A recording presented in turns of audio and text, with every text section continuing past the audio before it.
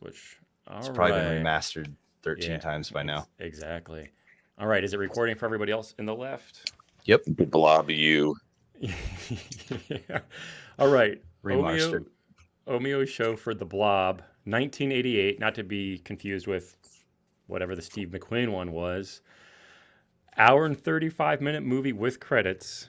Let's see if we talk about it for 3 hours. I don't think so. Because it's a fast-paced roller coaster ride kind of movie. So I've got some notes. Jeremy, do you have any notes? Oh, yeah. Plenty of notes. Sweet. Now, Matt Jones, did you recommend this? I know it was on the list, Mm-hmm. but okay, great pick. I was watching through. Well, I it was was like, on the list, so I was like, "Oh yeah, that sure, would be a good one for sure, spooky season." but I don't think I'd seen it since I don't know, probably 1990 when I was 8 years old, and I had no memory except for I thought it was really gross and gory because that's like what a young brain remembers from it. But you're totally right; it wasn't that bad. It's one of my five takeaways at the end, but The fact that this is rated R, like, kind of shocks me.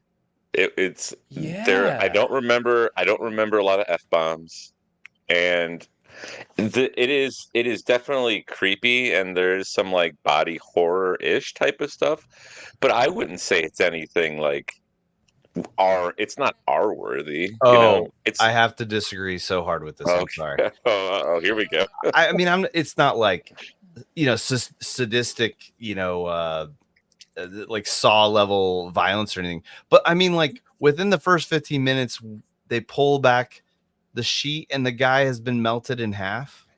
I was like, Yeah. like, again, but I mean, I don't know. PG-13 gore is not anywhere near the level this movie is. I just don't think it's gross gore. I think it's cool gore. You're totally right.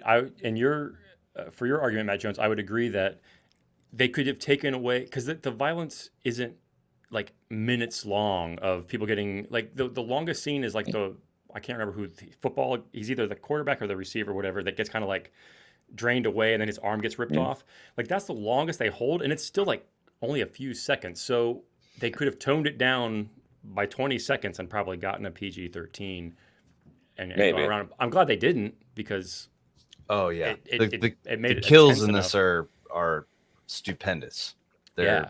They're so good and varied and creative. Oh, so I'm not offended by the gore by any means. I thought the gore was such a good.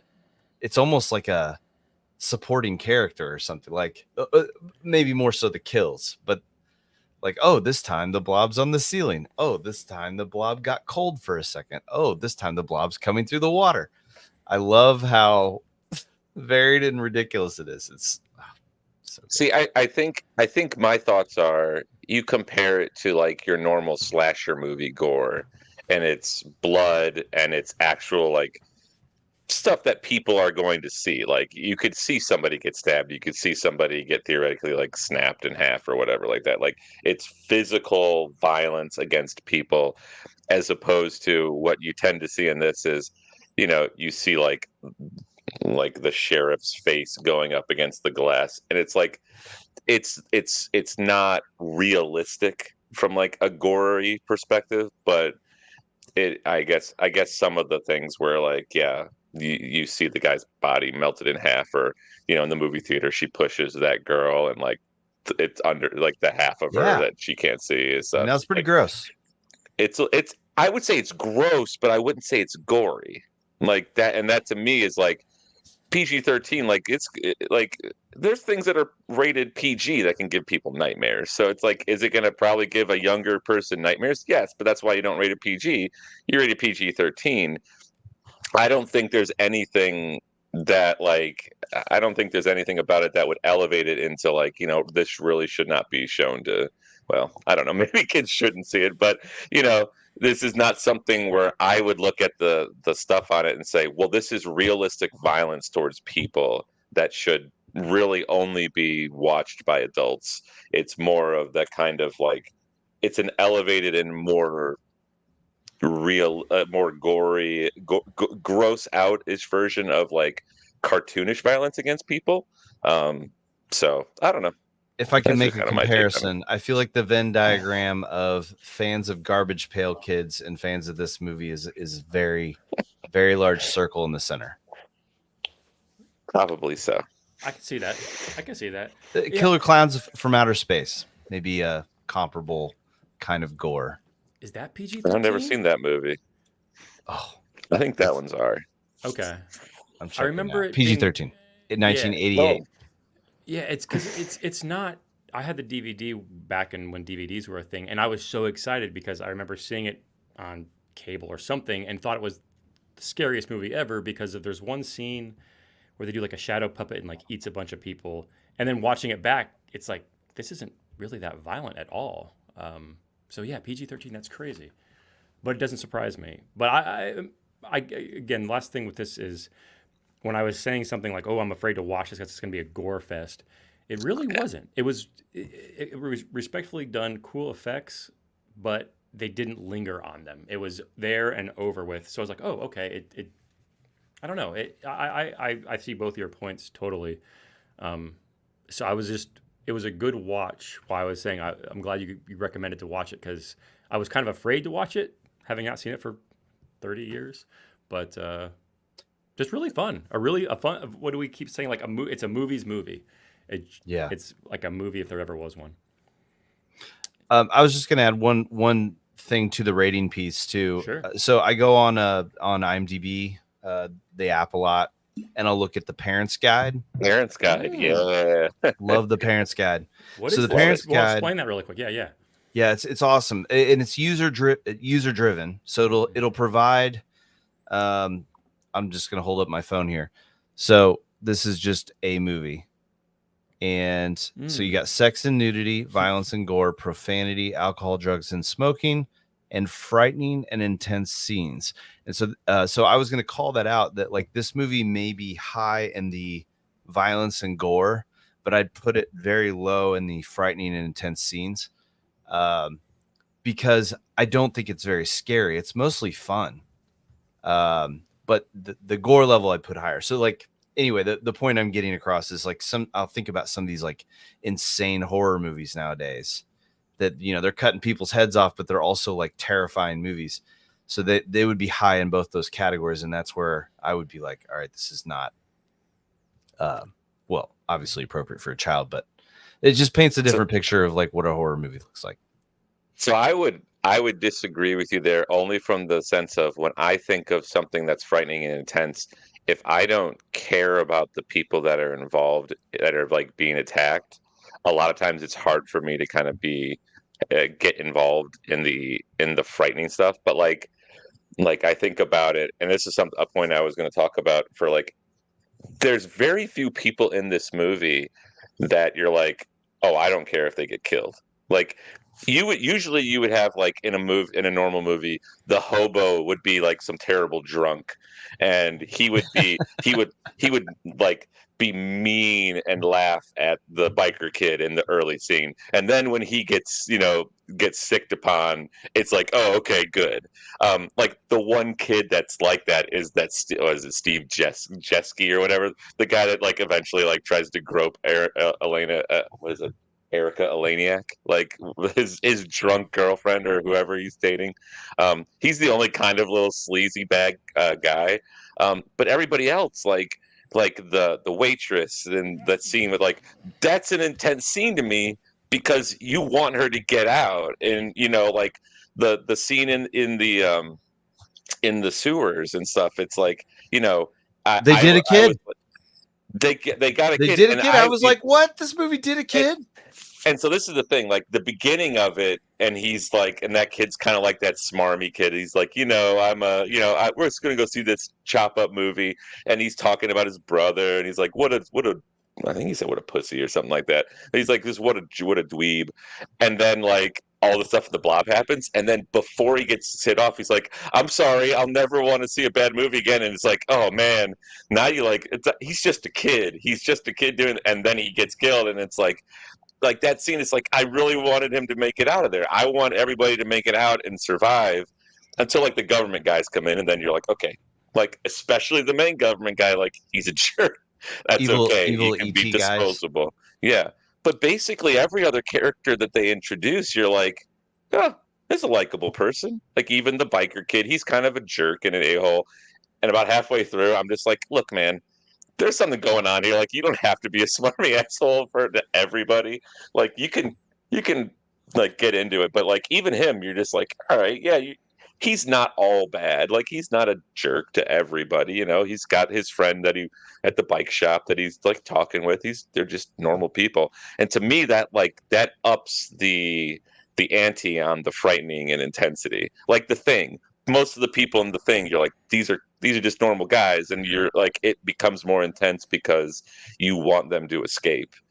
And as you learn very early on, a lot of the people that you like are not going to escape. And it's just like, oh crap, anybody could go at any time. And that makes it much more intense to me. As opposed to like most of like slasher movies that I've seen, I'm just like, I don't care. It's Yeah. like, I don't like it, and it's violent, but I don't care. It doesn't. You don't become personally involved with the violence because they're just expendable people. So I felt like I think last week I brought up about horror movies being amusement park rides. Like this movie is, I think, perfectly embodies. It's not a super scary ride, but it kind of takes you through all the, I wouldn't call it twists and turns. I mean, a lot of the movie is watching for what's going to be the next interesting kill. But I did write down some tropes that I thought were funny. Okay. So, small town America. I feel like lots of disaster monster movies put it in a small town. It could happen anywhere. I thought some examples I brought up were Monster Squad, Tremors, Gremlins. I'm sure there's tons more where they put it in a small town. Small town sheriff with limited resources, quote unquote, doing the best he can with the situation. We've got guy from the other side of the tracks with a heart of gold, jock asshole. I referenced Buffy the Vampire Slayer. It's almost the exact same plot. Not That's plot, what but I've seen for a long time. who's the jock asshole? Luke. Well, there's the basketball bros who's like he at one time got to get me some. Not the TV show, the movie. I'm not talking about Buffy. I'm talking about who's the jock asshole in this movie. Well, he dies. He dies like very early on. I didn't think he was an asshole. Well, He seemed like a likable guy. there's an adversarial relationship from the guy from the other side of the tracks. I guess that's true. Maybe it's that would be true. But again, I didn't think they focus on him early on, and he's like, oh, I don't know if I'll go out with her. His smarmy friend is always like, you just go for it, man, and he's just like, I don't know, and then he does go for it. Maybe he's not It's that like, bad of a guy. You think he's gonna be the protagonist, Yeah. and he's not the protagonist. The last one I had is lead girl becomes kind of a mental case after a traumatic event. So she goes through all this stuff and nobody believes her. And I'm kind of almost waiting for someone to be like, snap out of it and slap her or something. Then obviously like the movie unveils pretty early on that, that like this is a legit issue that everybody had noticed. That was what I was watching for, is how long will it take before everyone believes the kids? Because there's always like an element with these movies of like, we don't believe the kids. They've been reading them comic books. I kind of forgot that aspect of it, that for a moment, I guess it's like the original Nightmare on Elm Street, the Freddy the Krueger movie, where the parents don't believe. And, that's a pretty freaky movie I haven't seen for a long time. But I had that written down, by the way, Troy. Hell out of me as a kid. Because this movie just moves so gosh darn fast that, just going, and I do apologize to the director and or writer. I didn't look it up or write it down. I don't know if you have that information, Jeremy. It's Chuck Russell. Who I think we talked about this last week, that he directed The Mask. He just went after this and directed The Mask, and the Scorpion King, and You've Been Erased. An Eraser, that was the other one. Yeah. And then he wrote this with Frank Darabont, who he eventually did The Walking Dead, if I'm not mistaken. Oh wow. But he did the I believe he did The Green Mile. I think he did the screenplay and maybe the director for Shawshank Redemption. Okay. He's pretty well known for adaptations, and and certain movies. So Okay. they had met on. If I would read up about it, I think they had met on Nightmare on Elm Street 3, The Dream Master, where Okay. like I think they were both like kind of assistants or production. Maybe they helped writing on certain things, and then that kind of is where their relationship started, and then they made this together. Which of all, I think I've seen the first 5 Friday Nightmare on Elm Streets, and then I kind of Mhm. lost interest. But 3, I think, is a Dream Warriors, which used to be my favorite because it's Yes. like fantasy, except for there's a scene where Freddy like pulls the veins out of some guy, and it's like the most disgusting thing that it's so Mm. Yeah. visceral to me that I haven't seen it for 20 years because like I don't want to watch that scene. Is that the And one with the superpowers or whatever you guys referenced last week? The kids are all have like they're in the mental institution, and so they Yeah. Okay. start I don't. using like be like don't just be yourself in a dream, be powerful or try and fight back Mm. using your like whatever your superpower is. Isn't like one of them a video game character or something? I feel like, or is that a different One of one? them's like Maybe a it's a different. wizard. Yeah. Okay. I have not seen this Friday 13th. So Nightmare on Elm Street 3. I know yeah, what I'm you're. sorry. I got it confused too. No, it's. I don't want to say it's the most fun out of those, but the first 2 are pretty kind of mean spirited, like horror movies, and then beyond that, it starts to get where, if I'm not mistaken, because it's been a long time, he becomes more of a comedic person. Not, I mean, that's a Goofy. strong word, but it's Yeah, not as serious as the first tongue in 2, cheek. where he's like, after these kids murdering them. But so I'm just There's gonna go ahead. so, to cut to the chase, Troy. There's Yeah, not a yeah, lot of people involved with this movie that have done anything amazing. yeah. I mean, I don't really recognize any of the main actors or actresses either. Like Dylan is a relative of one of the other Dylans that I don't know. Correct? Matt, Matt Matt Dillon, Dillon. I think. Yeah. He's I mean, it's kind of funny. He's most famous for his part on Entourage, which was an HBO show. Okay, I've And heard that. the funny thing is, on Entourage, he plays sort of a washed up 80s actor that like hasn't been able to get work lately. This So Dylan or Matt Dillon? this Dylan, Kevin Okay. Dillon. Dillon was the Entourage Dylan? Oh, I didn't Yeah. realize that. Okay. Yeah. So it's pretty funny because he references some like past credits on that show that are like have a very devout fan base, but a very small fan base. And he's just kind of pulling on his younger brother's coattails. So it's funny because this movie could have been one of that character's early career moves. But he was great in it. I I no He shade. was Kevin good in Dillon it. was Yeah. fantastic. And he has Yeah. to be the lead protagonist. And I thought he carried the movie pretty well. I I think so I too. was gonna say, despite not knowing any of them, to your point earlier, Matt Jones, I was rooting for everybody. I have written down a little bit ways where I was so pulling for the waitress. I was like, "There's no way they're gonna kill the waitress," and then it's like immediately I was like, I mean, we kind of talked about it earlier, but I was legitimately like talking out loud at the screen, which I can't remember the last time I did it at a movie. I was like, "No, this is bullshit, no," and stuff like that. I So said, they did the waitress? Really? yeah. That So waitress, likable. that waitress was nominated for a Academy Award. She was in American Graffiti, which we saw on a previous Oh. uh, Broplex. She was the one Oh, that the one with Dustin Hoffman, right? yes, that movie. She was the girl that went with the nerdy guy that like he picked her up and she thought like it was his car, but it was really Ron Howard's car. And so she's going around Oh, and she got nominated for Best Supporting Actress for that. for that She was good movie? in it. For that movie, yeah, for that Yeah. role. So Did Super great. Sorry, Jeremy, go ahead. no, I interrupted you to bring up something else. So yeah, continue. Oh, no, I was just going to quickly kind of run down because I'm sure I left stuff out, but it starts with the football game, which I wasn't expecting at all, but it's fun. It's well done.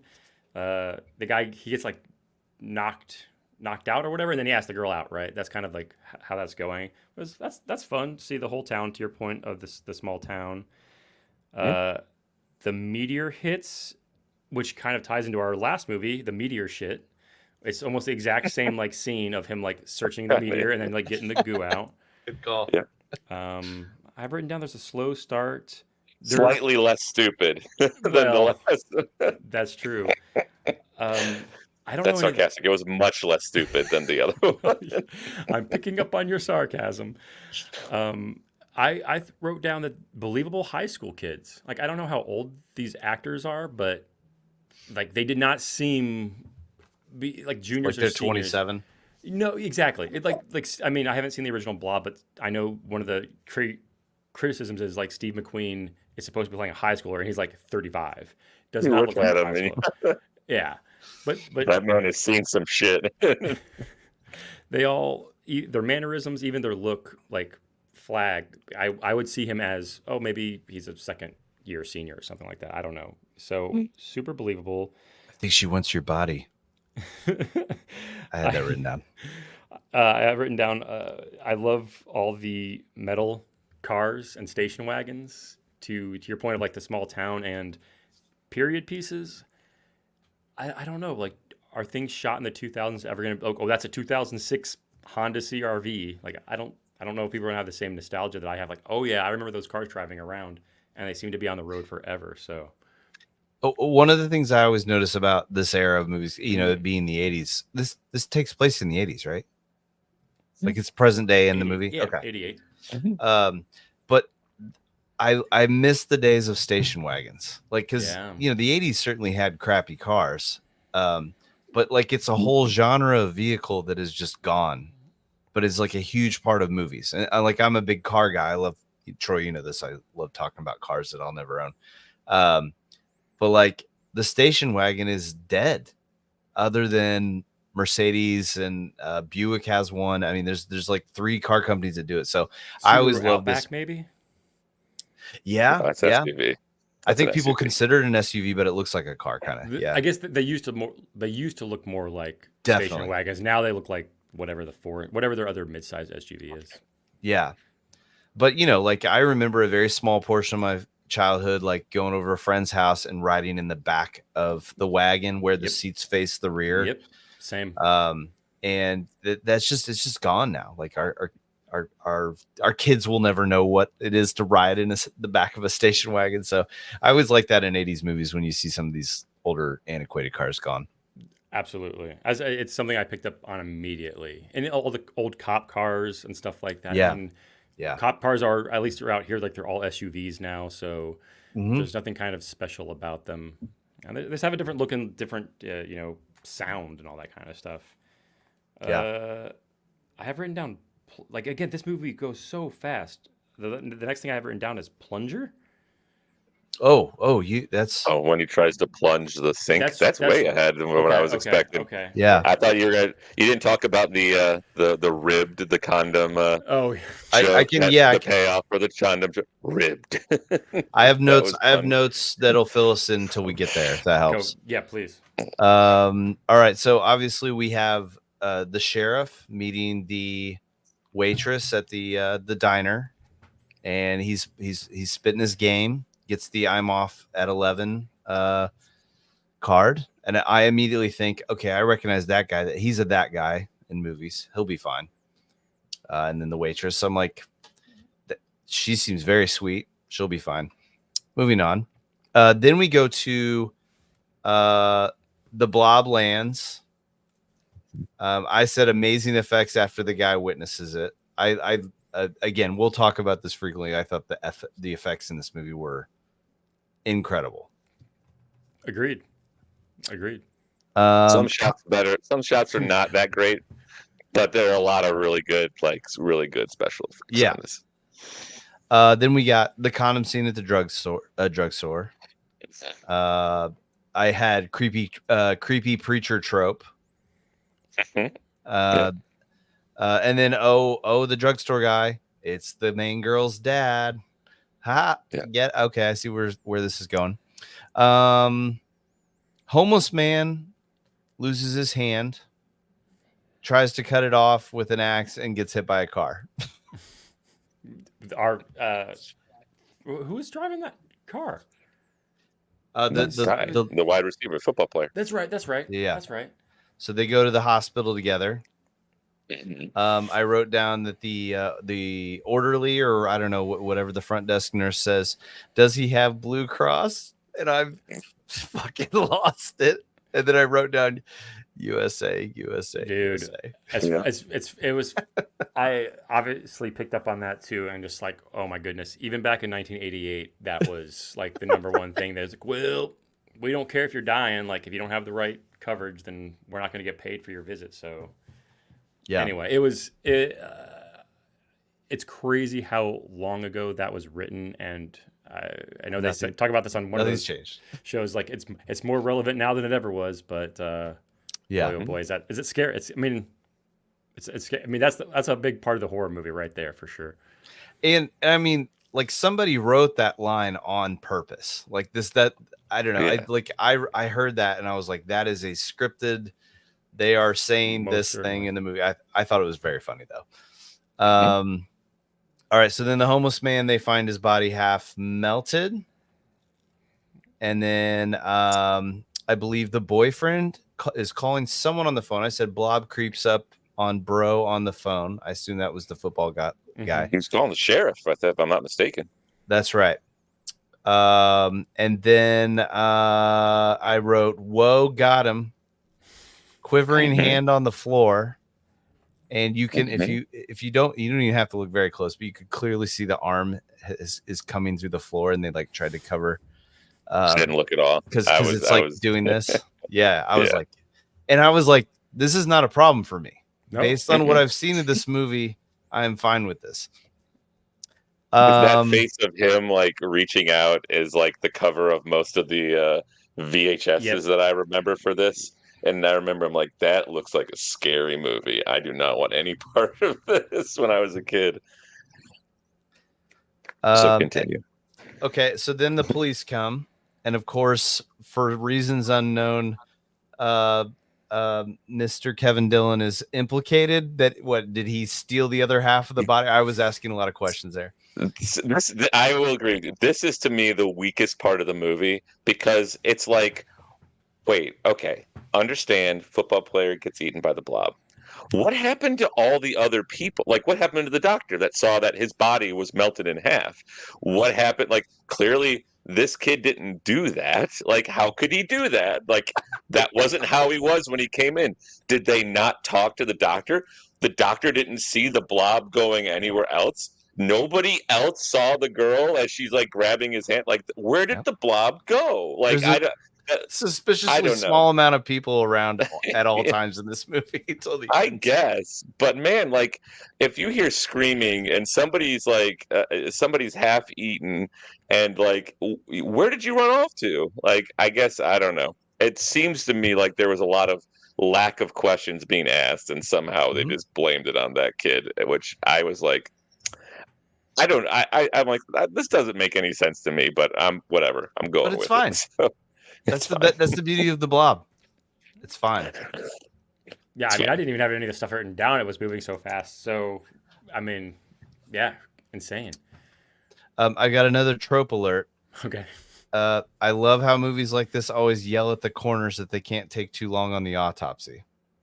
Like, oh, we can't wait till Monday on this. Get it back to the lab, to the guys in New York, or what? They'll always say something like that. All right, so then this is where I think the movie starts to hit its stride, and that is the makeout session in the car. And I feel like we could go an hour on this scene alone. It's absolutely incredible. It's the actress that I also you used her name. I'm sorry, Matt Jones. I wrote down it's the actress that jumps out of the cake in Under Siege 2. That's exact. It's Under Siege 1. Under Siege 1. Yes, I was. We had seen Under Siege, and then we saw this, and I was like, "That girl looks familiar," and I was like, "Oh, it's Erica Eleniak," and it's like, "Yep, that's Erica Eleniak." All right, so yeah. So prior to this, they're just smooching in the car, and then she gets a little sleepy, or I think her drink runs out. And we get to see this incredible visual. The drink may have been spiked. It's not entirely clear, or she just isn't used to drinking his terribly alcohol-laced concoction that he had in the trunk of his car with his multiple class ratings. This is where the beauty of the scene comes in. We see him open the trunk, and it's incredible. I took a screenshot. Is there a way for me? How would I share this screenshot? Well, I have no idea. Well, I froze it specifically when he's giving himself Banaka, and you can see right over his left shoulder a basketball goal. Really? And I thought, does he like I would love to know when the basketball goal is used, but whatever. In his car, you mean, or like in the background No, of the in scene? in the trunk of the car when the Oh, lid Wait, swings open. yeah. He had fresh strawberries. He had various And of juice. It course, wasn't all alcohol. Makeout Row just happens to overlook the hospital. Where like that's what our Makeout Row is. It's the hospital. That's where they took the homeless guy. It's funny. That is funny to me. I couldn't believe he Yeah. had a blend, like a what are they? What Oh are they? yeah, Mix, Oh, mixer, mixer. whatever. the mixer. Yeah, yeah. Yeah, like I mean that's when I thought, I was like, okay, now we're You're going making complete. cookies. Yeah, complete comedy there. It's letting you in on the Yes. joke of like, don't take this seriously because You know, like why would why would you have that to mix whatever, like vodka and fruit juice? But yeah, pretty good. literally like let's make this kid the sleaziest person you've ever seen, and it is glorious. Yeah, yeah. So ultimately, he returns to the car with new drinks, refresh. She's passed out. And obviously, let's just get this out of the way. Like, date rape and sexual assault is not funny, but he's like, it's a little hot in here. Maybe we want to undo that top button. And I like, like no one does that. If you're gonna be a creepster like that, you wouldn't say those words out loud. But I just thought it was so funny because the movie really wants us to be aware he's not a good guy, and he's something bad's gonna happen here soon. Mhm. I mean, the only thing I could interpret that as, like, is it trying to give him any sort of like innocence in that, like not just going straight in for it, but like, oh, maybe she's not passed out. If he doesn't know that she's passed out or whatever, like, because he like does it and then he waits and then he goes. So I don't know. I hear you. It's a different time too. It's not fair. Sure. I mean, bizarre, but they both die right then and there, do they not? Well, I think what we find out is she is already dead, but we didn't know it because he goes into smooch, and then it does. Oh, This like is the our face first thing. like very creative Okay. kill where it stretched her face when it came out to get him, as I recall. That's right. You're right. It's a dope. Didn't they have a scene where like you could see the blob, like you couldn't see it, but you could? It's like the raptor scene in Lost World of Jurassic Park, Yes. where you see like the grass moving, and then you do have that like blob cam version of where it gets into the car when she's Yeah. like passed out, and it's like okay, they probably got her, but yeah, that was I don't. Maybe that's the scene that may have made it rated R. I'm trying to remember like what happens to her body and face. Maybe that is the scene because I don't remember that one as clearly. I remember like the Yeah, tentacle tentacles. things Yeah, as yeah. he's getting attacked, but I don't remember much of like how it looked before it got to the tentacle scene. It's disconcerting for sure. I would imagine. I would imagine. Yeah. Wow. I'm gonna have to watch this again. I should have watched. If I had time, I would have watched it twice because it, like I said, it just goes so fast. Yeah. No. It's an hour and a half long, so I'm with you. Yeah. I'll keep going with the notes. I just wrote mega date rape, boys will be boys. And then Blob got him. Yeah. I wrote that. Boys so will many be times boys. during this. No. Blob got him. Yes. All right. So of course, Kevin Dillon gets arrested because a body got melted in half, and he's getting the business from the bad guy in RoboCop. That's right. Isn't that the guy that gets shot in the wiener? Like pretty early on in the movie? No. He's one of the main like henchmen. He's the guy that gets in the toxic waste and gets liquefied on the car towards the end. Okay, gotcha. Yeah. But our lead protagonist, I left this out, but she was a reoccurring protagonist in like 5 or 6 Saw movies. Yeah, the lead girl in it. So just want to bring that up. You don't typically have a protagonist in a Saw movie that lasts that many movies, I would imagine. Right. Yeah. So, Huh. I mean, at some point in time, you guys gotta be like, all right, Jigsaw, I give up. Just Right. do it. I'm done with this. So we have she shows up to bail him out with her fancy credit card, which I thought was funny because when this came out, credit cards were probably like only for fancy people. Like that I wrote down they don't take plastic. Yeah, laughs at her. Now I can't remember, why is she trying to bail him out? Because he Nobody got else believes her. Her mom was that's trying to right. drug her and say, "Oh, That's just go to right. sleep. It's That's okay. right. Like it's sad that what happened to the boy, but there's nothing we can do about it. So just like let it go." And so she's trying to find somebody that understands what happened and will Yep. believe her story, so that we can talk to the people about it. Okay. No, you're totally right. and her boyfriend is dead now also, so that frees up that whole situation. And then Troy, I think we're caught up Oh, good. because Because he goes to the diner. I have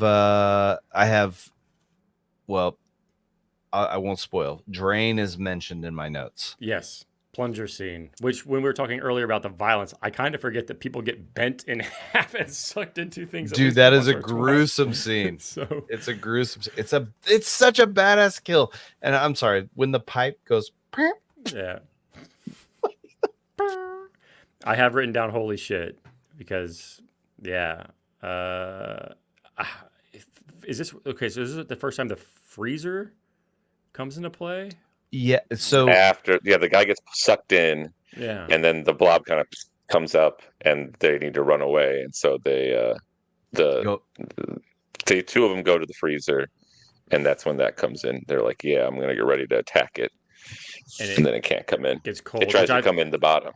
Yeah. Which I thought was super cool. Obviously, Mhm. that's foreshadowing for what's happening later, or its weakness. And this is I will say, where go ahead. this is where they have the worst shot, I think, of the movie, and it's kind of a cool thought. Like I imagine it like it's the blob running up the ceiling while it's like it sees like them kind of in the foreground while they're running towards the thing. And I'm like, that is the worst looking shot of this entire movie. It's like clearly like two different shots that they superimposed on each where other. it's got like a clear, like you can almost see the jaggy line, the Yeah, Photoshop yeah. line. Like Yeah, the Rancor scene or something. it Yeah. almost looks like a rear Good. projection thing, like in the thing where they used to have like people driving, and you can tell they're not really driving a car in the middle of some place. But Because they're doing anyways, this, and you can't drive a car like that. yeah, well, Why are yeah. we doing that? Did you guys notice the door to the freezer?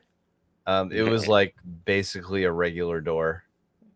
Just No, I didn't and then notice that.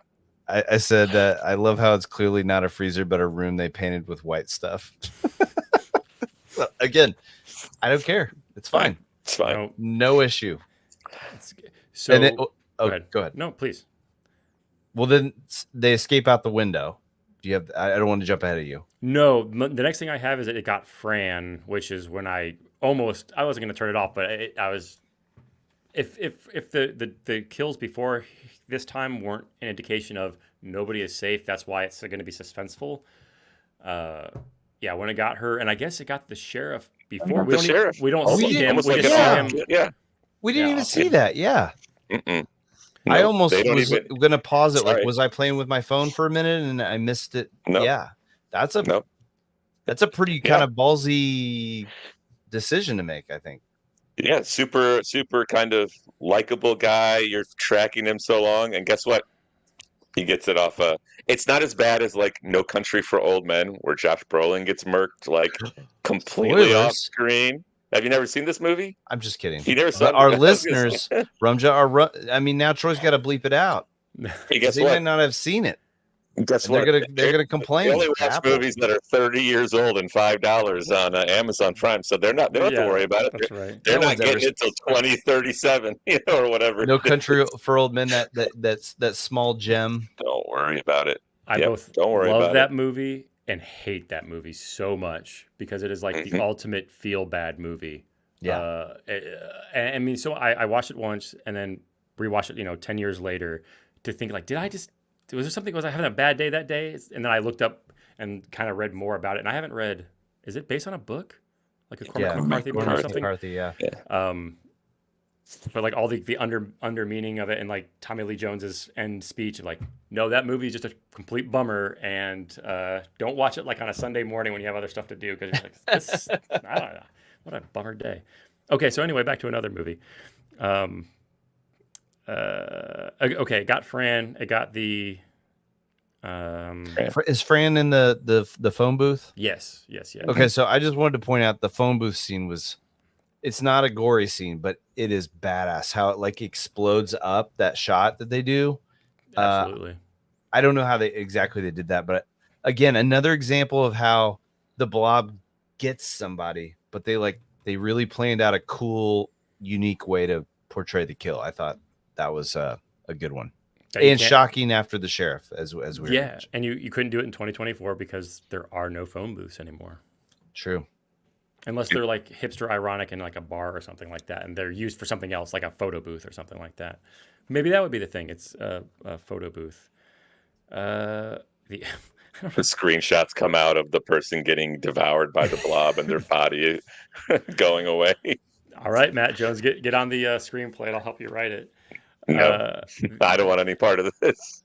I don't know why the next note I have, Jeremy, then you're gonna have to take over, because the next thing I have is the germ police come in, but Flag is wearing like the Seinfeld puffy shirt, if you've ever seen that episode. Like, what the hell is he like? The leather jacket, I get it.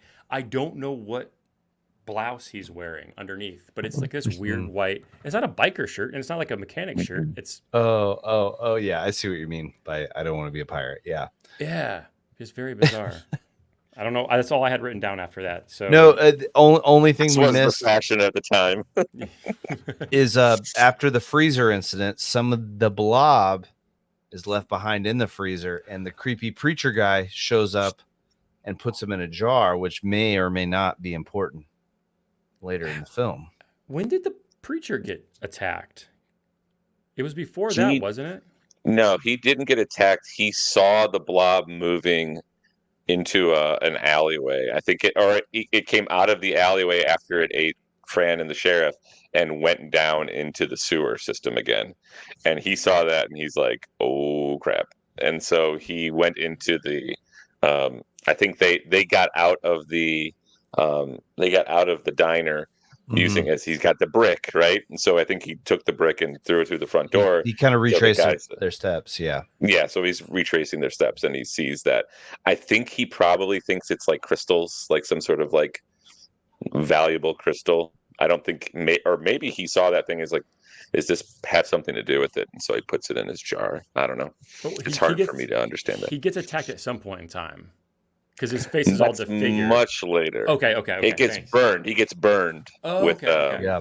I think when people they have the at the near the end they have the guy with the flamethrower who's trying to kill the blob, and the blob like explodes the flamethrower, and the preacher's right there and he catches on fire, and then that's when she puts him out with the whatchamacallit, the fire extinguisher. And then the blob tries to get it and she shoots it at it, and then that's when they're like, oh, the fire extinguisher doesn't like cold again, and they're reminded of that. Maybe this will be important later in the plot. So that's all I had, Troy, other than the next note I have is science guys show up. Okay. I had written, initially they're not total jerks. They become, well, the one main guy has got like something weird going on with his eyes, which I don't know if that's something that the actor or that he was portraying it that way, but initially you think that they're there to do good, kind of, and then it immediately goes south because they're planning on like quarantining the town and maybe like nuking them or something. I don't know if that's necessarily implied or not, but they're saying the town's expendable. It's a small town. They'll let the blob eat everybody in the town if it will allow them to keep their bio weapon, in quarantine, and they can figure out how to keep it safe. Which to me is weird that they have no plan on how to do that at all. But it doesn't seem like they have any plan on how to actually keep it quarantined. Sorry to interrupt, but at that point, like, we don't know that it's a bioweapon, right? Isn't that revealed very late in the movie? It is not that changes. Later. Yes. Yeah, but that's a pretty badass plot twist too. I was not expecting that. Totally right. That's when Flag goes back to get his motorcycle and get out of Dodge, and then he overhears them talking about the fact and Right. seeing that it's not just like a rock, it is a satellite or some sort of thing that they had Yeah. created out in space that had come down. So yeah. I also like that. I feel like, at least for me, they completely said like the most likely thing is they saw ET. They thought, what if those scientist guys at the end of the movie are bad guys, and let's put them over here in the Blob. Like it's like the evil version of the ET scientists, right? Well, you think the ET people are evil, and then you watch the rest of And the then movie. and then it subverts it, and And they're good yeah, guys. And then this movie they're good guys. does the opposite thing. Again, watching this movie, I just constantly thinking about, like, what have they borrowed from other movies, genre movies? Because it's the 80s, like genre movies were the Well, thing. I was gonna say, and don't forget, this is the Reagan era. So like the government being bad guys is all Right. sometimes not all is sometimes part of the deal on some of these movies. And So sometimes it's not the government, it's Russia. right, If it's not the government, it's Russia. that's right. Blame Russia. Always blame Russia. Oh my Always a good goodness. call. Oh, Next yeah, note I go. have involves the movie theater. So, That's okay. I've got a great. I said, yeah, it's a good. It's a Yeah. cool projectionist scene, mhm. which I don't know exactly what that means. Blob comes down and kills the projectionist. Right. He doesn't kill. We don't see him kill No, the projectionist. We see the guy right. coming to check on the projectionist Who's up in from the the ceiling down kill, and you see the remnants of the projectionist in the Blob. Yes. Yeah. Again, totally badass. Like no other kills in the movie. I mean, this is like the movie's playing its greatest hits kills Now, consistently. It's so good. maybe you have notes or you can remember, but I, I had completely forgotten at this point in time. I don't know if this is when it happens, but that the little kids were going to see the Friday the 13th movie, which is just and like it totally popped me. I laughed out loud. I was like, what the hell is this? And then I was like, oh, they're right. They're going to see like camp counselor slasher. Yeah. You got some Well, goofy name. the scene starts with a couple at a campfire, and I wrote down couple making out by the fire. Ha ha. Great fake out. That's the movie because it zooms out. You see they're in the theater. I'm like, that's a Wait a very, second. yeah, that's a Why very is he cool. trimming his hedges at night? Right. Oh, man, I say it popped me. What a movie! The movie, like it was just a fun Yeah. to watch. And That was fun. okay, so One go of the ahead. kids was wearing headphones and it had a Walkman while he's watching the movie, and I thought, like, what I would have been 6 or 7. Let's say Jeremy's 13 or 12. I would have been like, that guy is a fucking badass. Wearing his Walkman in the theater. Look at this guy. Well, not only, yeah, exactly. I mean, it's funny that you bring that up because I noted it earlier when he's at his friend's dinner and he's like putting on his headphones, like while everyone else is talking. And having recently been with my younger nieces, where they're in a social sitting with their family, and they got their earbuds in, they're completely like tuned out, like doing whatever. And I wouldn't have thought way back then that they were already kind of making note of that. But with with the advent of Walkman, I don't want to speak for you guys, but I mean, I had a Walkman or a Discman or whatever, but it was never I'm gonna have it on all the time kind of like thing. Absolutely. But While I'm on a long car ride or exactly. or school bus in the morning. Thank you. That's the yeah. perfect time I use my tape. Batteries cost too much money to wear them all the time. That's so true. Are you kidding me? That's so true. That's so true. It's like the next thing that, other than a Sega Game Gear, that will just devour your batteries. Those double A's are like gold, man. Rich Uncle Matt Jones did not become Rich Uncle Matt Jones by replacing the batteries in his Game Gear. That's right. This is the time before Eneloops. Those didn't exist. Those rechargeable batteries did not exist back then. No way. But I thought that was fun foreshadowing. And then again, it brought up foreshadowing for what we have nowadays, where people are headphones 24 hours a day, it seems, which I'm still curious about how that's going to adapt our hearing over time. But Another fun thing about not the yours, movie. Matt Jones. Go ahead. Sorry. Oh, so the hillbilly talker guy, he's like talking during the movie. Yeah. Yep. Oh And yeah, then yeah. he's the first to get it when the Blob shows up in the theater. And I was thinking, once again, another meta. We're watching the movie of the movie, like nobody likes the guy talking during the movie, and so the filmmakers decided to make that be the first person that gets killed. I'm like, Definitely. bravo. I see what you're doing. As I have the whole movie, you're continuing to do it, and I will applaud it. And they're especially in those kind of movies, people don't go in that room. People would absolutely do that. But it's been so long since I've seen like a movie like that. But I can remember seeing some movies where that kind of tomfoolery in the audience made the movie. Like I think I saw Freddy. I know I saw Freddy versus Jason like the first weekend or two it came out, and people were like talking the entire time, and that made it. That actually kind of made it fun. So because people can Some be very talking funny. can be good. Don't go in there. Like Yeah. that's funny, but like that guy being like, "Oh, here's the part where he gets like he's gonna get her." Like, no, nobody. I don't like that. No, you're totally right. In the right movie, like you're at Dune Part 2, and it's like minute 78 of 900, and you just hear someone yapping. Like that's not the right participatory kind of theater experience. No, jokes at the expense of characters in a horror movie. I've actually had a good time. Or I think even I saw like one of the X-Men movies in a very busy theater, and people were making comments that it's like, okay, that's pretty damn funny. I had to laugh. So yeah, okay, movie theater scene. Total massacre. Just everybody getting gotten. It's like all right, we've done the slow drip. We're ready to rip the Band-Aid off. Lots of people getting killed in horrific ways, and again, I'm just bravo. I've got the next note I have, and it's my last note before my takeaways, is the RoboCop thug who's turned into be like a good guy, right? Like he's like the sheriff, or he's a police officer that's kind of going in and helping people, and then he gets killed, which I wrote an F- because it's like that's the last. That's way Troy. That's way later. Oh, we missed, go. Yeah. So we missed.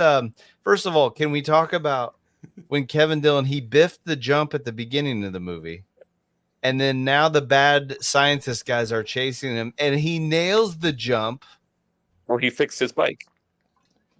What's that? He skipped out. That's why he had to go get the ratchet thing in to begin with, is because his bike like crapped out on him, and so he got the ratchet thing and he'd fixed it up, and so then he was able to make that jump, and so the bike's fixed now, and he can do more badass things with it, which he eventually does do.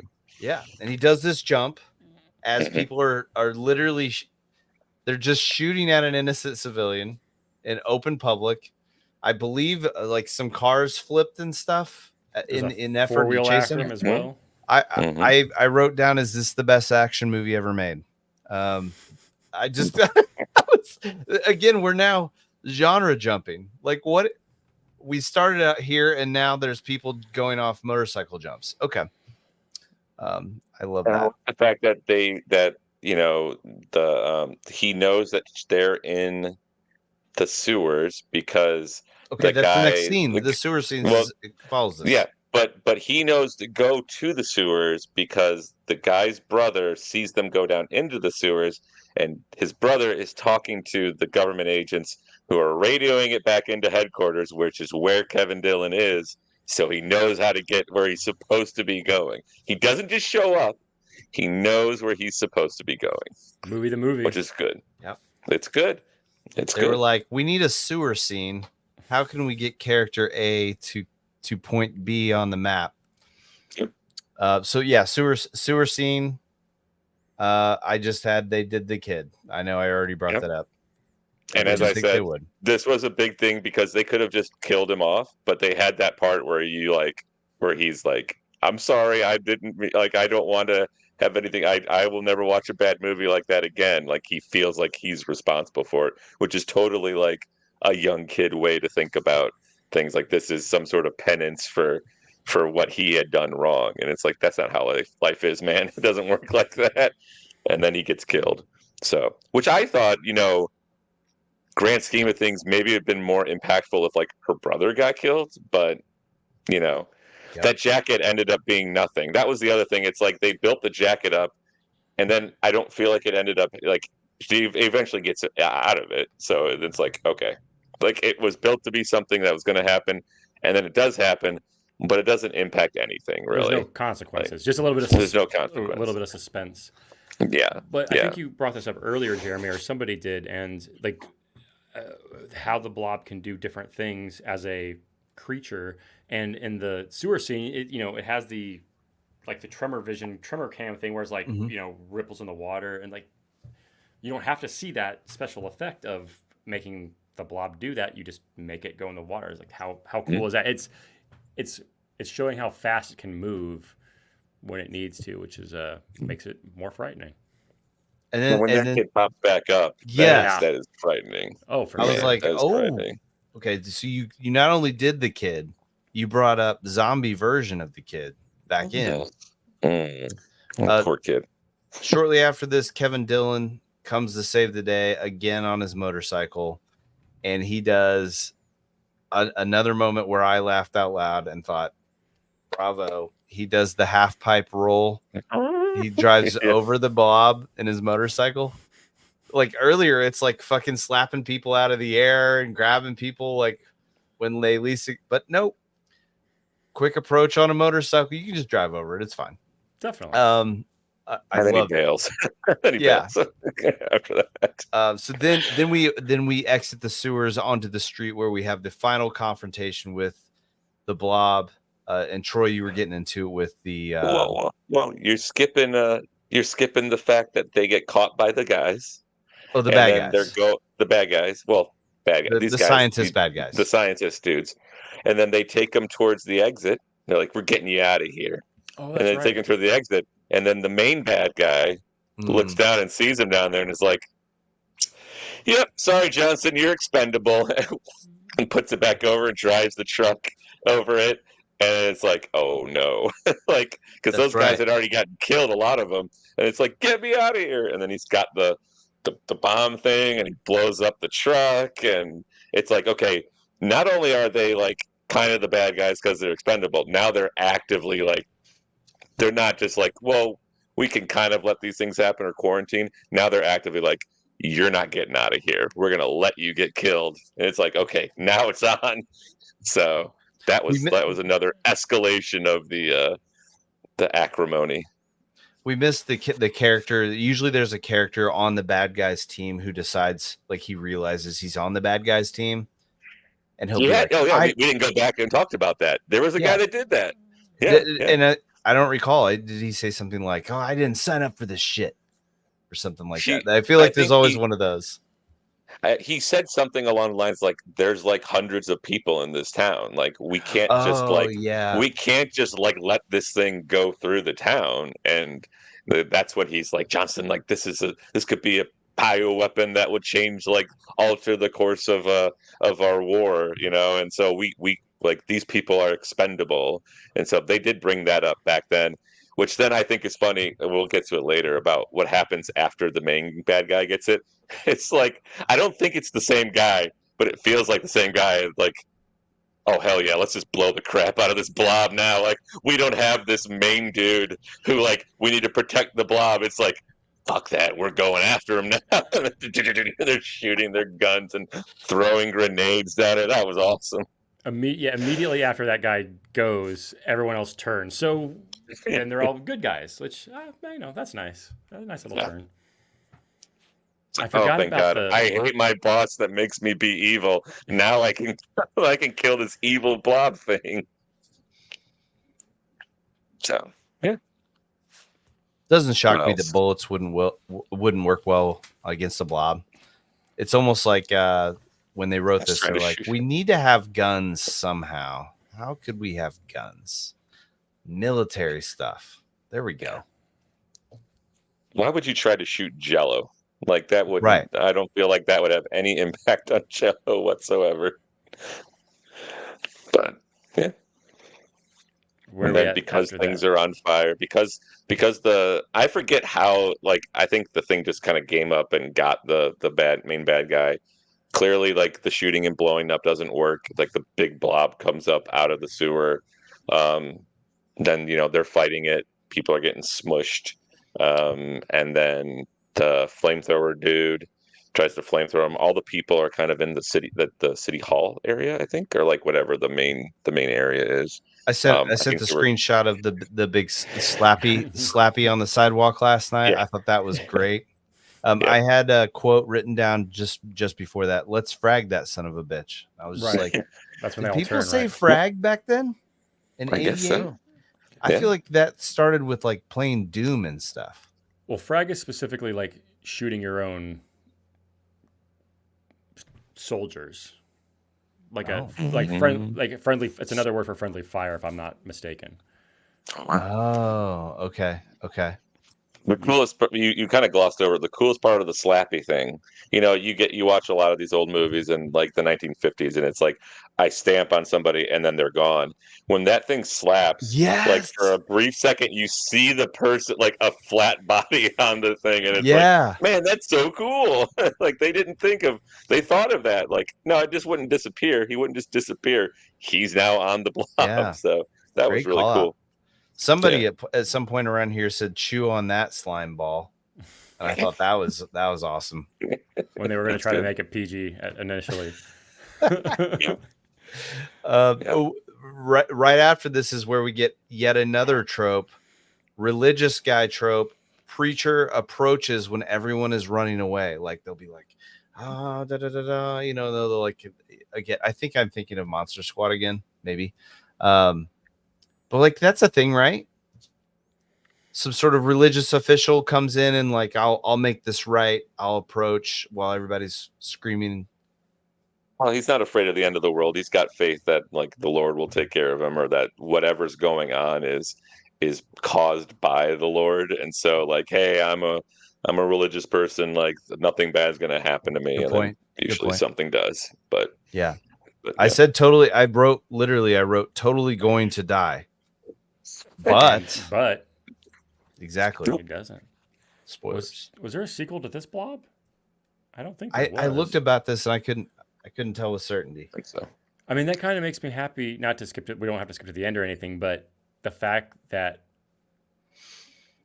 I'm guessing a relatively successful movie, or at least, well, no, it wasn't successful. They didn't. They let it just be a cliffhanger and let it use your own imagination. Like, okay, what happens? I mean, he could just keep that in a jar and nothing happened apparently. So, yeah, instead of making a second one and having it be really dumb, but I don't know. It's kind of nice that it stands alone apparently, because we watched it 30 some years, 24, 26 years later, and it holds up. It held up really nice. Anything else that I know the RoboCop guy got killed sometime in this? What? Yeah, 36 years later. Sorry, 36 years later. Oh yeah. It's 2024. Good mathing, Matt Jones. Troy, you brought up when does that guy get it? So they're in the church. Okay. Mustache guy from RoboCop says, that's what I wrote him down as. Mustache guy from RoboCop says, find some more after they ran out of fire extinguishers. I thought that was a weird thing to say. Oh yeah. Like if you ran out of fire extinguishers, hey guys, find some more fire extinguishers. I don't know. I can't imagine saying that.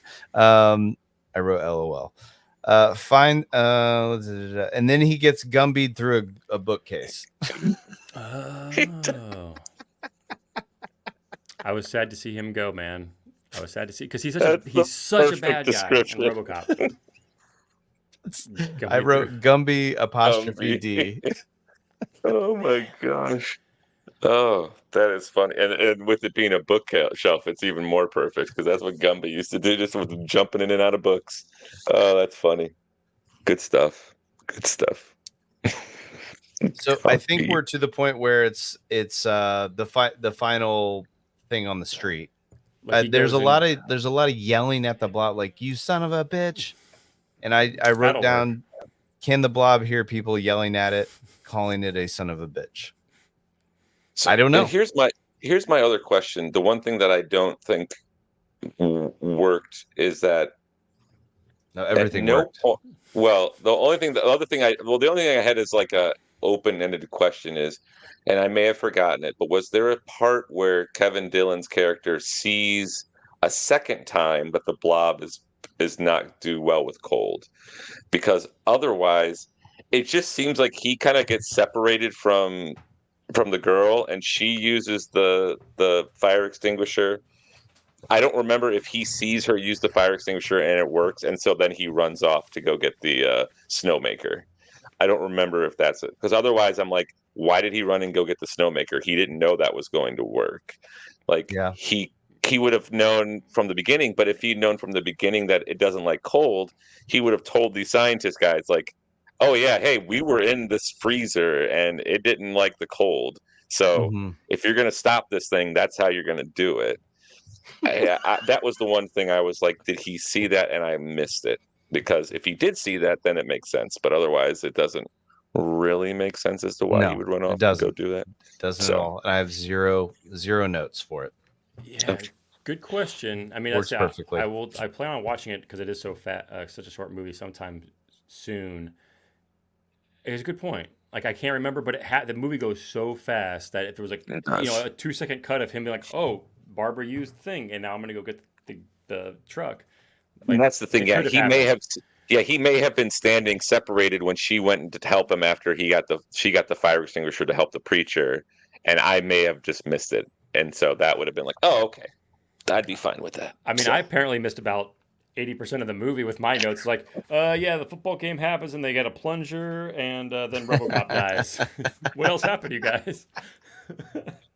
Oh no, I stepped on my cord. By the way, did anyone else, when the blob got all frozen at the end and it's in the little gel crystals, I was like, I wrote down, is this where Terminator 2 got the idea? Like T1000. But then Yeah. it didn't. But then I was like, it didn't happen. So did Jim Cameron, as his friends call him, did he watch the blob and go, what if it melted? I'm gonna save this for 100. 1992 when I 'Cause make Terminator 2. Isn't their line just like, we One, gotta two. clean this up pretty soon? Yeah, we got to clean this up before it like gets light out, so it'll melt the fake snow. So And so did they because just it's put it warm. all in little jars, like old No, boy? they were taking it. They were putting it into an ice truck, I think is what he said, like like a refrigerated truck or something like Just that. keep it frozen forever. Nothing Yeah. could ever go wrong with that. So the original Blob, by the way, cost $450,000 to make, and I thought, man, they made their money. And then I realized it was the '50s one. This one cost Wow. $10 million. Opening weekend it did 2.6, and it tapped out a little over 8 million. So this movie did not make its money back. At least in theaters. Would you guys Well, call yeah, this? think about advertising and Sure. all those extra sure. costs and such. Yeah. Would you guys call this a cult classic? I this is the first time I had ever seen the movie, but this feels like a cult classic to me. That's tough to say. And I know somewhat recently people have kind of brought up like what makes a cult classic, like not being successful, but then having a very devout like small fan base, or if it's really well known, then that's not really cult anymore. Right. Like Big Lebowski, like it's a cult classic. Like, well, it's like it didn't do well in the theater, but it's like one of the most popular movies of all time. So it's not really. Fairly ubiquitous amongst Thank a you. certain age level. Yeah. Sure. It's a very cool movie to say it's your favorite movie. Right. So I don't know. I mean, again, we grew up in this era, so it's so hard to say.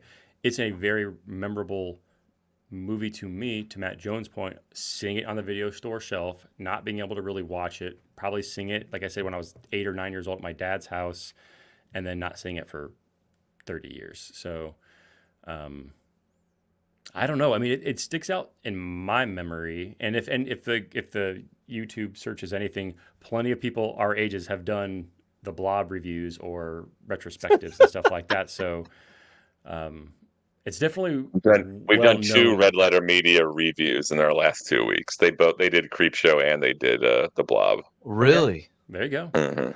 Yeah, But there's only so many movies that it's true. make sense. True. And again, to fall into our kind of rules, that's no worries there. At least for my concern, it's just to your question of cult classic. Like, I don't know. I mean, I would throw it in there nowadays as far as like if someone is watching this, like definitely watch this. It's an hour and 35 minutes, if that, Yeah. and it flies by. It's not super gory. The gags are cool, and it doesn't leave you feeling like funky, like Terrifier might. I don't know. Having not seen those movies. Uh, yeah, I mean, I don't know. I guess we're probably moving into the end segment here where we talk about how we felt about it, but I absolutely love this movie. Like, I thought it was totally badass. Like, I enjoyed every second of it. Like, when it was ridiculous, it was ridiculous in a fun way. When it does some sort of crazy pushing the R rating the kill, I thought that was cool. The ending, all like everything. Yeah, we didn't talk about the ending, but the creepy preacher who I was sure was going to get it walked away with his little frozen gem piece. Well, it wasn't frozen anymore. It was a little blob in a jar, which we would presume would lead to a sequel. But yeah, I really liked it. I shared it with the Matt Foster group. Mm. Mike Zebeckis had never seen it. Upon my recommendation, he watched half of it last night. His thoughts are so good. Kevin Dillon is incredible. Agreed. Do you guys know Brent Dragoo? Can I say that on I YouTube? Okay. don't I don't think know. so. He knows all those people. The Blob is so good, amazingly tight, and super gross. Love the escalation of government science project guys. Yeah. Anyway. Yeah. No, I'll do my 5 takeaways and we can just kind of chit chat, wrap it up. But I like that, even though we talked about it a lot in the beginning, it wasn't too gory, despite me thinking it was going to be a complete gore fest and people melting for 10-minute long takes. It was get in, get out, and that makes it a little bit not grosser, but way more watchable for me, but also like shocking. It just kept you on the edge of your seat the entire time. We talked about this as well. Number 2 was I love the small town aesthetic. You were saying like there's a lot of tropes in it, but I like that you can believe that there's 2 cops on duty. There's one diner that's only open until whatever time. Everyone's going to go to the football game. Everyone knows everybody. So Flag knows the waitress, and that really, really worked. And Troy, like, Yeah. in my opinion, at least, tropes work for a reason. Like, Oh, there's yeah. nothing Yeah. wrong Yeah. with sticking to a trope. Like, I thought they all worked in this movie. It was funny to kind of call out. There were several of them. Surely.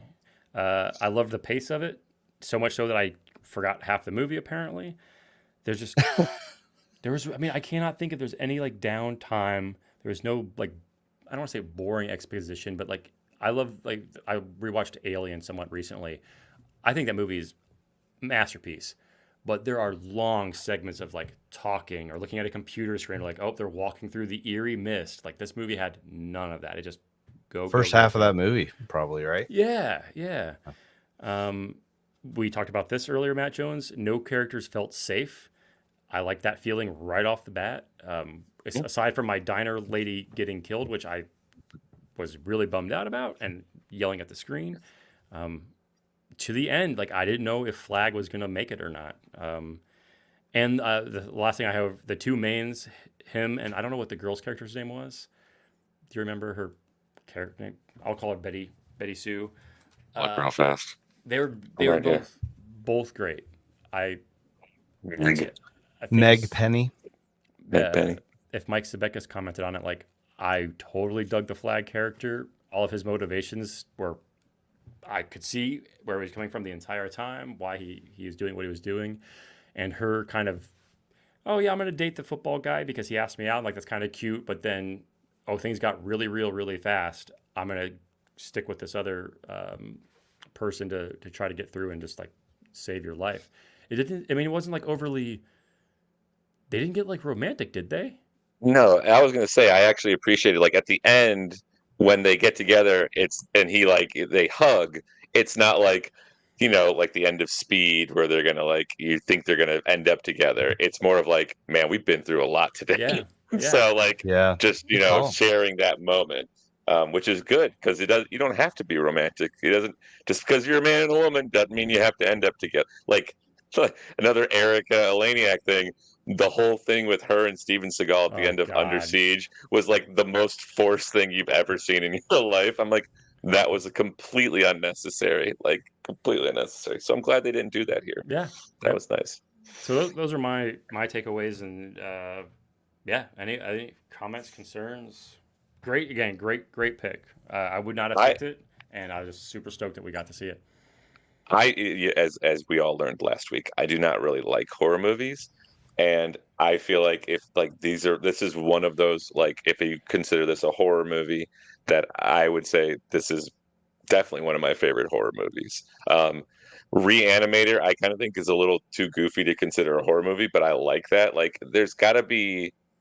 I don't like horror movies because I don't like roller coasters. I don't like it for the thrill of seeing people get killed, seeing like how are these people going to die. Like, that's not really like if people die in creative ways and in furtherance of like, hey, there's just let's just cool stuff like the projectionist guy being up on the top of the thing. Like, that's a cool thing to see, but like it's not like that's the only reason why that's there. It's like the blob is slowly moving through the city and getting bigger, and then it goes into the movie theater to put people that you know in danger. Like there seems to be more of a purpose other than just necessarily and all the people are there.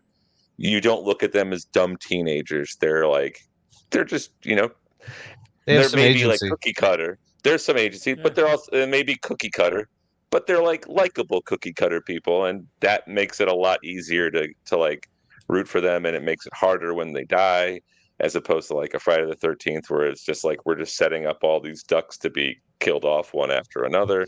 Halloween movies are similar ways. Like, it's just like, okay. It also, I think, helps that um, it's not people getting stabbed or like shot. It is an extra correct. It's basically like a force, Mhm. and there are forces in life you can't deal with, and so seeing it as a blob, whatever you want to be like, that is a little bit easier to be like a little bit of dread that you can relate to, as opposed to I'm gonna watch somebody go and stab people for like the next hour and a half. Like, that doesn't engage me. It doesn't make me feel anything. Um, and so, like, I feel like this is a really good example of it is gross. There are gross things to it, but I also clearly, as I thought, like, why is this rated R? Like, I didn't feel like it was overly gory. It was. I mean, we talked about it. Oh, not overly gory, not overly like just violent. There Not at were all. stuff there was stuff that were frightening.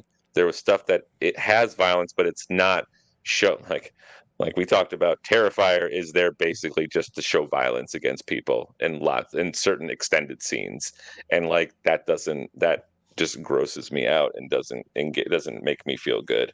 Um, and so it's just that those are mean spirited. I didn't feel like this was mean spirited. It was Yeah. fun. There's nothing That sadistic would about be the good. blob. It's just doing whatever the blob is. That Just do blob things. if we yeah, just doing blob things. If we created it, if it Hashtag. was a thing that came back on a space vessel, it's just doing what it's doing. And then the people, well, at least the one bad scientist becomes he's the most villainous of the characters, blob included. So What if we found out our greatest enemy was ourselves? absolutely, there's some. I don't know. I can't remember if it's a book or a movie. That's like the joke is like that. It's It like was it was a mirror. Napoleon, actually. I just Uh, made that up. I don't know. well, it's something that's like you open the book and it's just a mirror. Like, oh, the most evil creature in the world is like, whoa. And I don't. I don't remember what the reference is from, but it's The something most like that. dangerous game is man himself. That's right. Yeah. Next week, let's watch Surviving the Game with Ice-T and Rutger Hauer. I know this has been said in movies, but I know it from South Park, or I don't know where, but like Stacy and I always bring up maybe I'm just running from myself. We say it like in every movie, like if there's an internal conflict of any kind, maybe I'm just running from myself. I Had a good time. I like it. yeah. Final thoughts for me. Yeah. I kind of disagree with Matt Jones a little bit.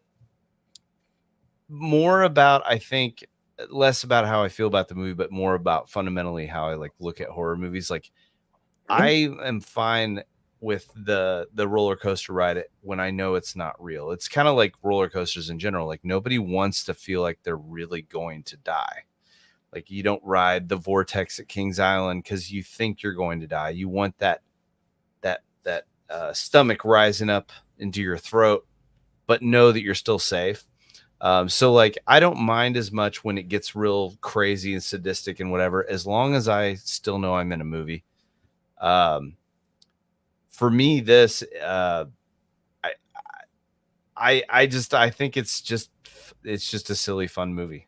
I didn't really necessarily think as much about like rooting for people or not, as more so it's like characters are there as set pieces to take us to the next fun kill or the next fun. There's some sequences we didn't really talk about this, but for the visual effects are so effing cool, and I would love to see someone make a sequel to this movie, but be bound by the same technical restrictions that the original was. Like you are do anything you want, but you have to do all practical effects. You have to like use up whatever they did with the blood. There's certain parts where I couldn't exactly figure out how they did it. Some Totally. of them it's not good. Some of them it's like I know they don't have CG, so they had to have really done this somehow. To me, like the whole movie is all about kill to kill to kill. What's the blob going to do? How is it going to put someone in peril? Subvert my thoughts of like, oh, they're going to die and they don't die. And then the next scene, somebody else dies.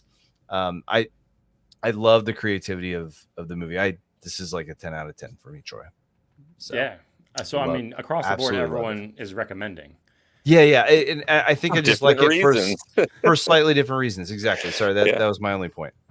Yeah, No, I because think when that's I go great. to movies, like I don't care how ridiculous. Like it's to me when I go to a movie, I want to be shown something about like society or like myself and be able to put myself into it. A lot of the times, if I'm not able to put myself into the movie, then I really struggle with a movie.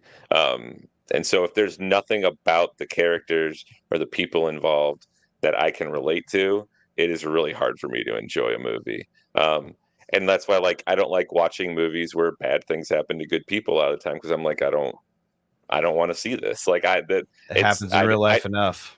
I know it does. It's exactly right. Like I want to have empathy for people, but I also don't want to just feel like super bummed out all the time. It's a good call. Um, and then when people like act in ways that I'm like, this doesn't make sense, then I'm like, okay.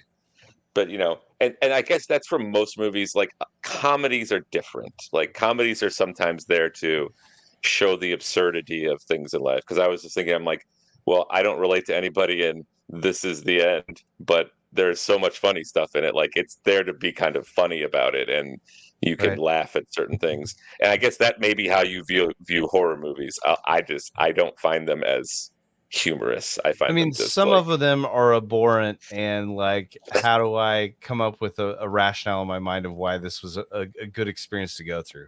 But like, I think of like, I've never seen it. I don't know if you guys have seen Cocaine Bear. You guys remember that movie? I I remember remember it. it. Yeah.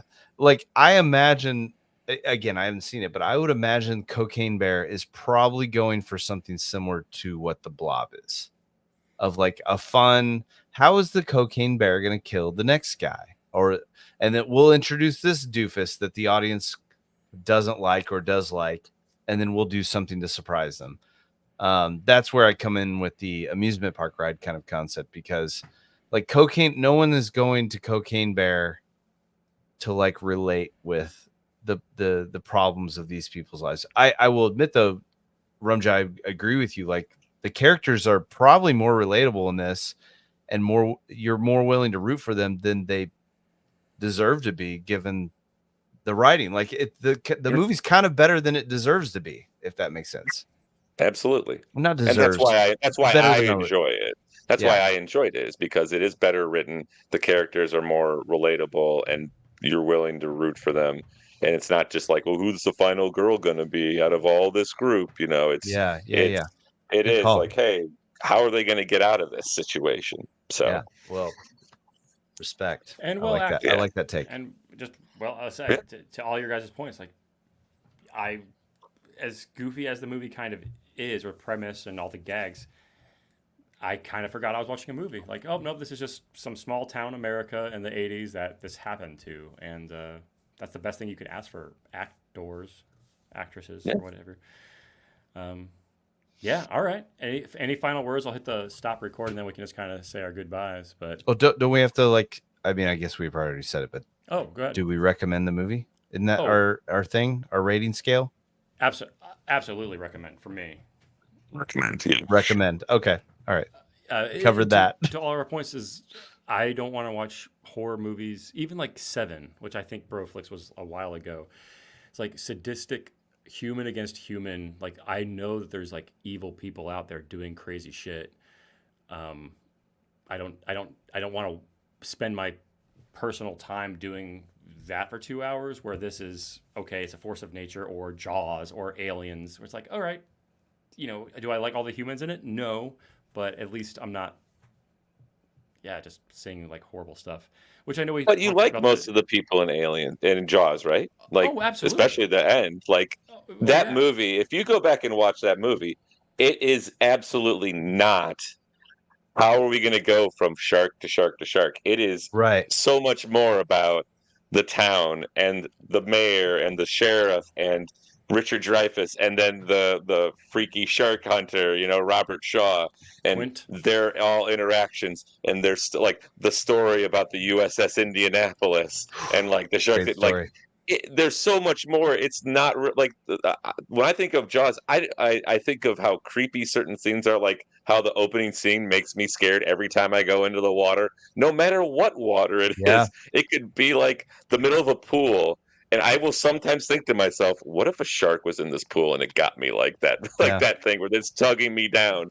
But like the most of the stuff I think about for that movie is like are the character pieces. It's not necessarily like the shark itself, which bolsters it up. It elevates it beyond what it could have been, right? It's just a Oh yeah. cheesy B movie about a shark eating Nah, people. but it's not a cheesy B movie.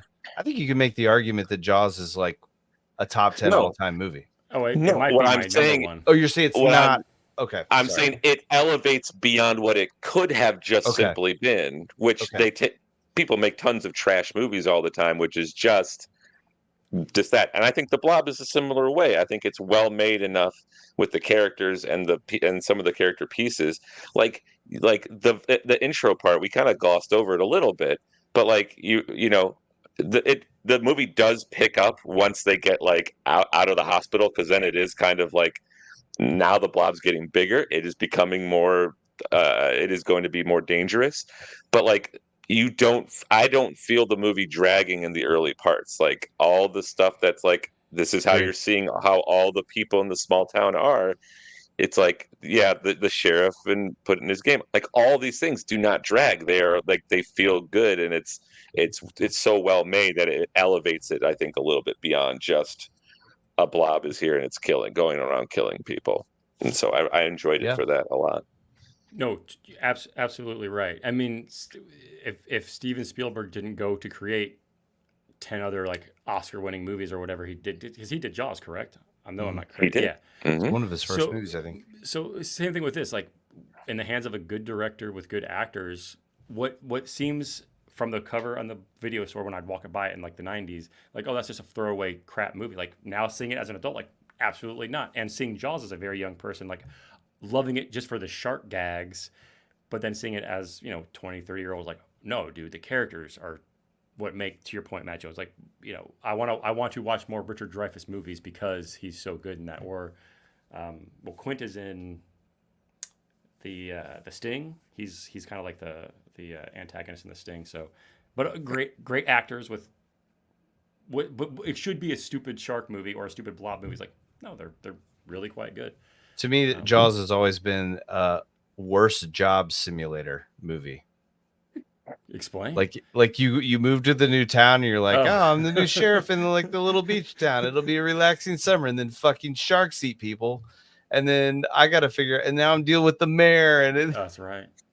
and then I panic and shoot at the water, and then I get in trouble.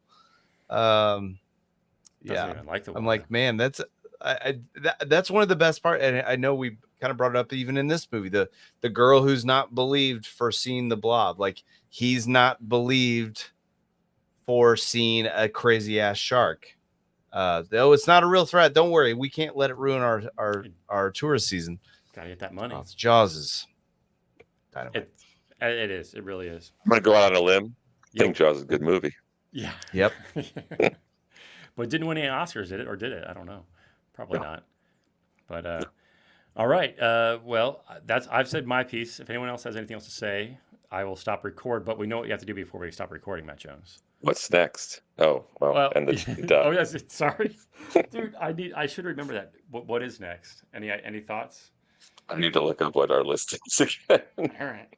I thought I had a recommendation, and now I can't remember what it was.